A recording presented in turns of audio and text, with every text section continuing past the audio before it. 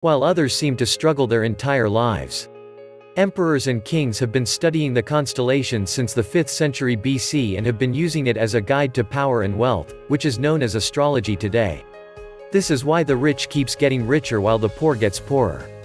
Have you ever looked up in the sky and wondered, is there a secret code to life?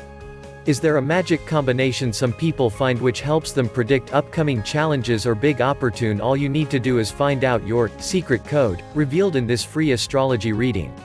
Open up and let fate surprise you, smiley face.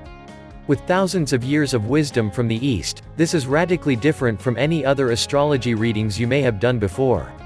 I bet you know what your horoscope sign is. You may have read something online about your sign. But that's not it.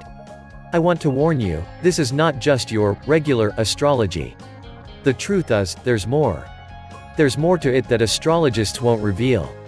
Hidden prophecies from the East that goes deeper than just your regular star sign. Predictions so accurate that would even make your hair stand. Are you ready to find out the deepest secrets about your destiny? Discover untold secrets about who you really are, your past, present, future, and live the experience. Just click on the link below.